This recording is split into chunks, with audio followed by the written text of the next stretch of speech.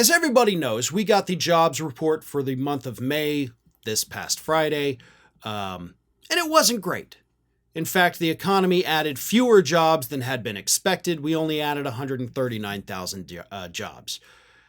But that's still not great. And that's just kind of the surface badness of the jobs report. In fact, once you actually dug into the jobs report and read some of the other things it said, it was pretty damn awful. And for the record, that's not just coming from me, that's coming from the group that wrote Project 2025, the Heritage Foundation. The chief economist for the Heritage Foundation, a man by the name of E.J. Antoni, said that this job report has good news, but it also has some really bad news. Here is what Antoni said. The latest jobs report has good and bad, but there's also something ugly and worrisome in the statistics. The economy added 139,000 jobs in May, but the April and March numbers were revised down heavily by a total of 95,000. See, that's the part the media missed. While they were talking, well, we still added 139,000 jobs. It's not great, but it's not terrible. What they didn't talk about, even though they talked about it every time the Biden jobs reports came out, and they suggested a big conspiracy was underway, was that the previous reports had been revised down, which is common. That is typically what happens.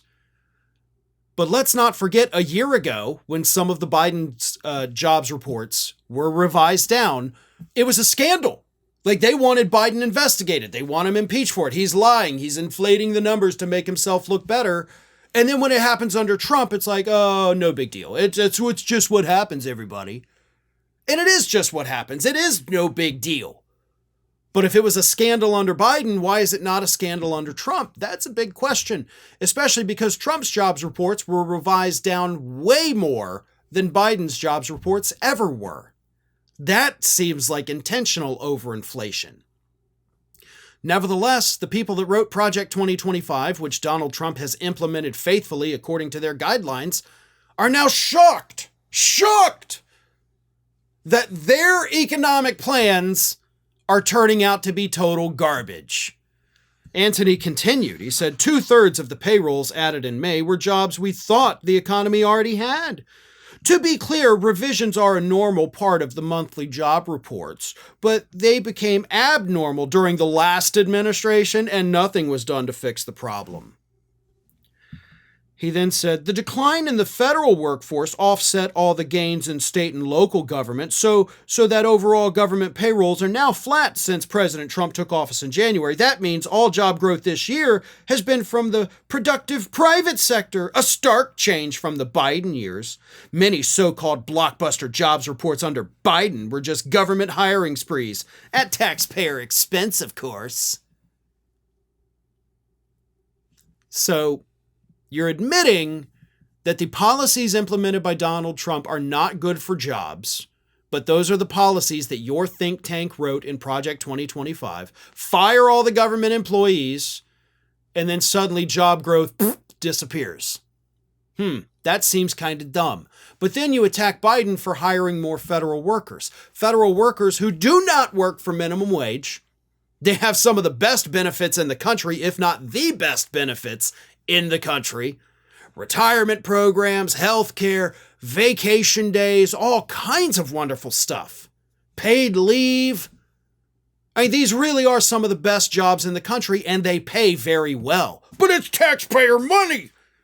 I tell you what, I would rather have my money going to somebody working a job in the government and supporting a family than to go to buy a new vanity jet and name it after Donald Trump, right? The F-47. Yeah.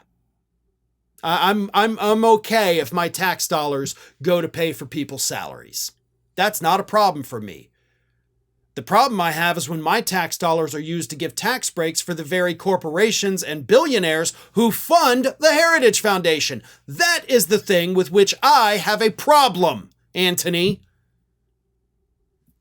But you don't care. You wanted those government jobs gone, and you got it. That was part of Project 2025. And now you're out there whining like, oh, this is worrisome. This is bad. Why are things so bad? How are we, Republicans, conservatives, so bad at the economy? I don't know. Are you 5 years old? Because that would be the only excuse a person could have for not knowing that Republicans suck on economic issues. We have had a recession with every Republican president that has served during my lifetime. Some of them more than one recession. And each time, public has to turn back to a Democrat to right the ship. And every time a Republican gets into office in my lifetime, they institute trickle-down economics. They say they're going to shrink the federal government. They do all these stupid things that, again, are all a part of Project 2025 and worse. And it always fails. Always. Every time. There are literally no exceptions to that. It fails every time. And this dumbass at the Heritage Foundation is acting shocked, like nobody could have seen this coming, except people who are more than 5 years old. Everybody else saw it coming. Real economists who are not being funded by corporations just looking for a new tax break, they knew this was going to happen. Historians knew this was going to happen. Politically astute citizens knew this was going to happen. This was not a shock to any of those people who are not completely blinded by their partisan hackery, like the folks at the Heritage Foundation.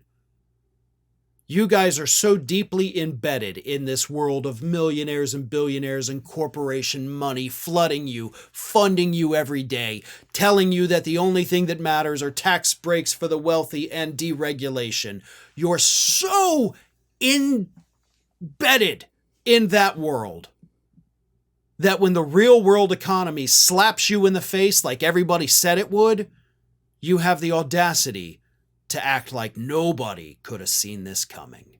If you or a loved one is on Medicare, this is important. Just the other week, the Department of Justice filed a massive fraud complaint against 3 of the largest Medicare brokers in the country. According to the DOJ, these brokers misled seniors, claiming to offer unbiased help while secretly steering them to insurance plans that paid the highest kickbacks. Not the best plan, not the right plan, just the most profitable one. It's infuriating, but sadly, it's not surprising. And that is why I recommend Chapter. After their own families were scammed by brokers, Chapter was founded to fix this broken system. Chapter is fully independent. They are the only national advisors that search every Medicare plan available to find the one that actually fits your needs. They advocate for you, not the insurance company. No steering, no pressure, just ethical, honest help at no cost to you. So if you want help with Medicare, give Chapter a call by calling the number on the screen. You'll talk to a real person who'll help you figure out exactly which plan is right for you.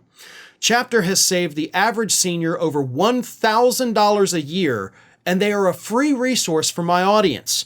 Call Chapter today or go to askchapter.org/Farron.